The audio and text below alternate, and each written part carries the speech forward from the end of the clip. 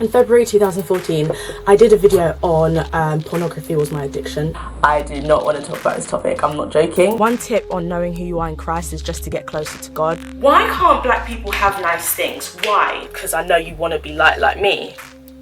Excuse me, say what? It's almost like some white people are allergic to black people being happy.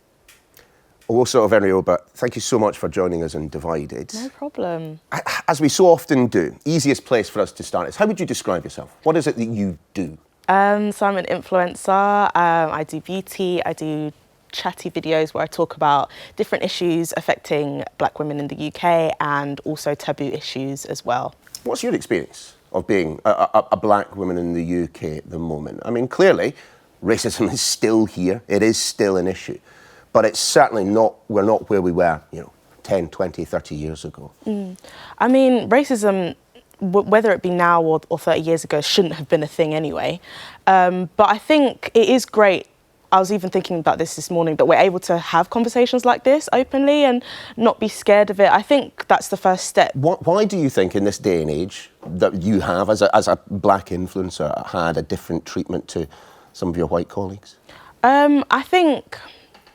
I think we've always been used to seeing one type of beauty, and especially if the world of influencing is so consumed by beauty and aesthetics. And we've been taught, when we see magazines or when we see TV adverts or the leading lady in movies, they're usually like white women.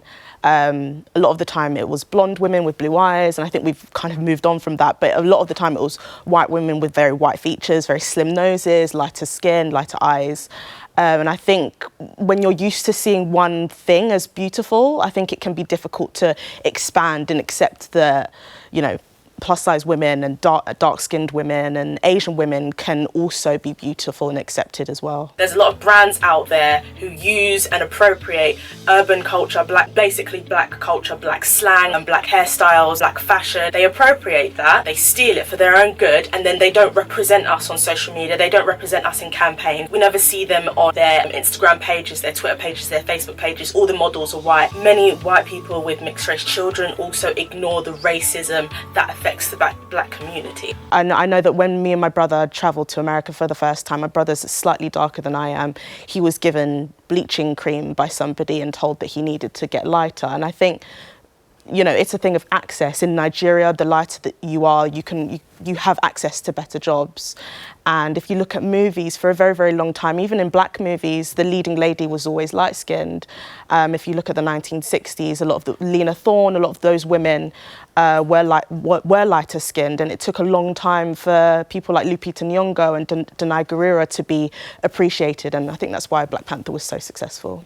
I mean, you mentioned the film Black Panther, and clearly that had a huge impact on all communities around the world, but particularly in black communities. Why was that? Because even to white Scottish eyes, it seemed almost, with the African accents and the style of dresses, at times, to me, it looked a little bit cliched, almost. I think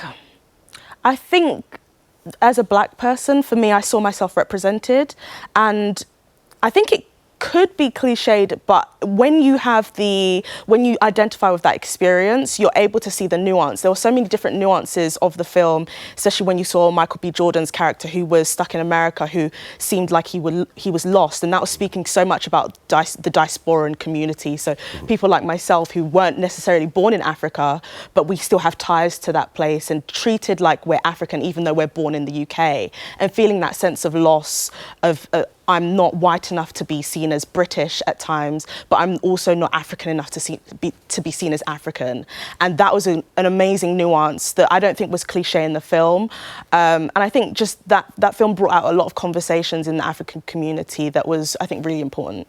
I'm sick of many white women fetishizing black men's bodies and then continue to objectify them when they see them dying on the street, on the news, in person, on Instagram, on social media platforms. They either ignore it or they justify the police.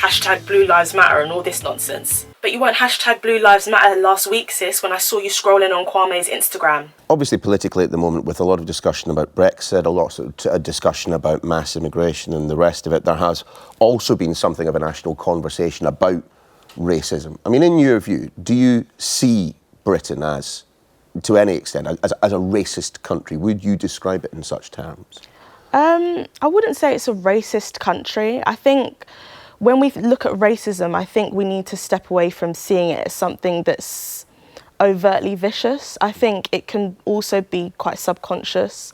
And I think some of those subconscious tendencies show up in different ways. Give me an example of that then. I think just microaggressions, as I said before, in the workplace. So I don't think it's overt in the sense of people want to be awful to you. I think it's just the unlearning that we need to do in all communities all over, like in different countries. And I've seen this mentioned by my subscribers who live in all sorts of countries. So it's not, I don't think it's something that's overt. It's definitely subconscious.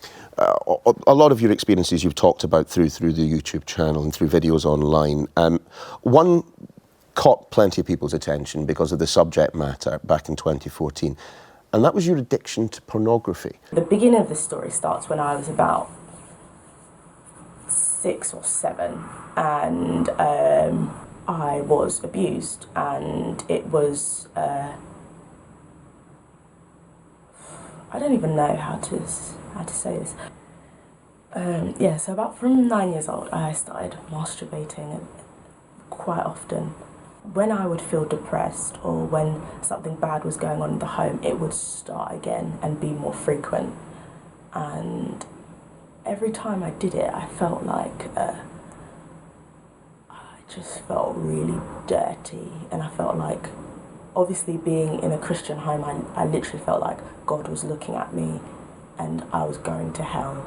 Just tell us a little bit about that.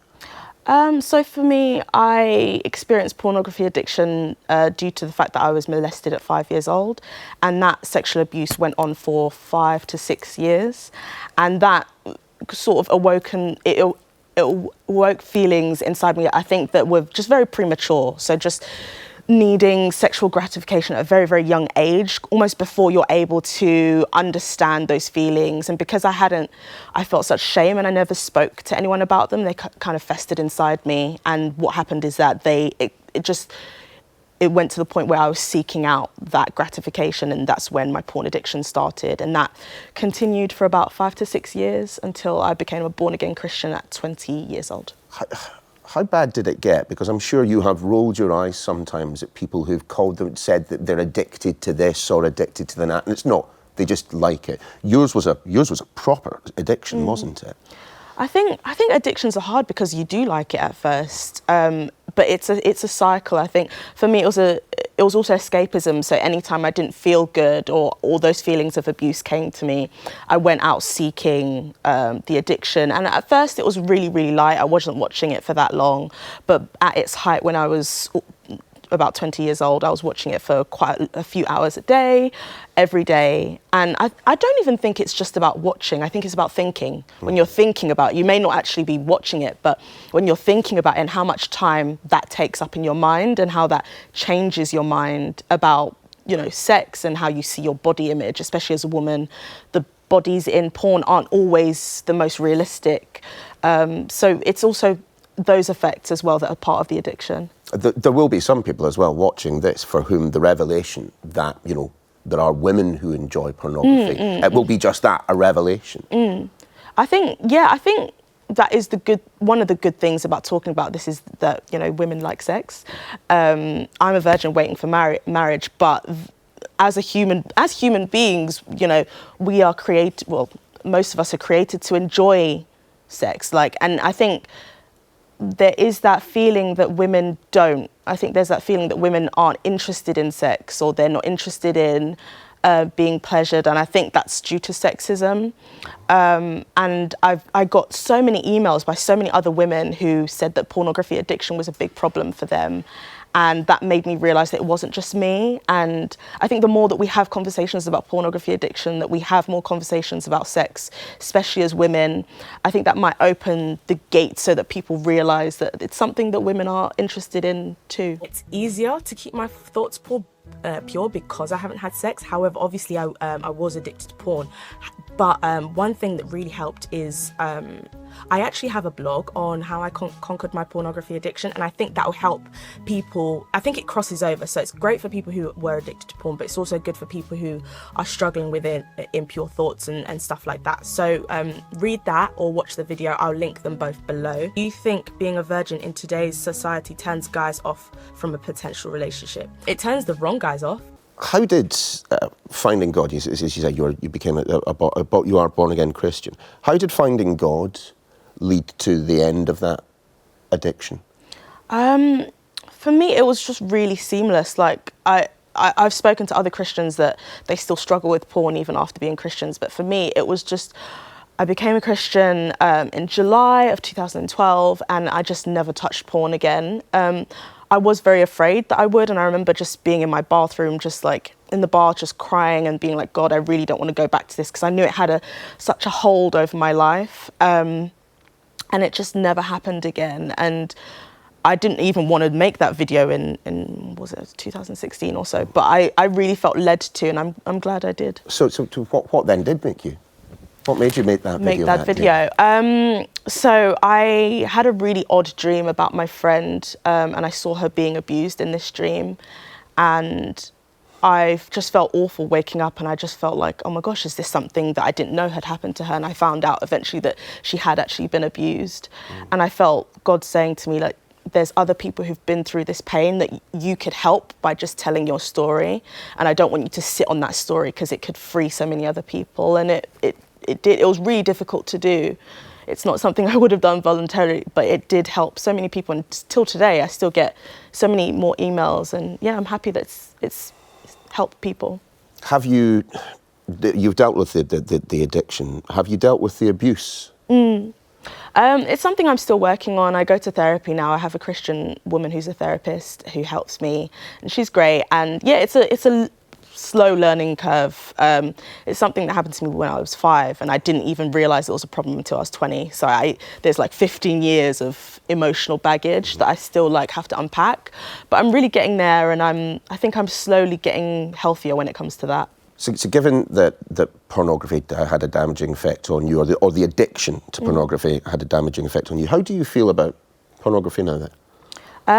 As a Christian, I'm not for pornography. I think when it comes to pornography, I think having nuance is really important. I think the idea of just being like, oh, ban pornography, I think is a lazy way of dealing with it. I think having conversations, especially with young children, about pornography, about body image, about consent is so important, because when it comes to porn, there's not much consent involved in the storylines. And I think the NSPC spoke about how that's damaging young boys, and how they see consent when it comes to women, and it's damaging how they see consent in general.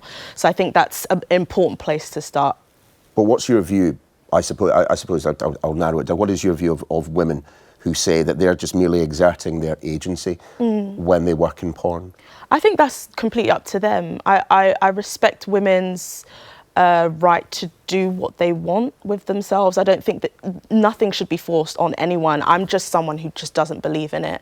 But that I don't allow that to affect how I treat anyone I have friends who are interested in that and who are more sexually liberated than I am, but I think respecting their choices to do that is incredibly important.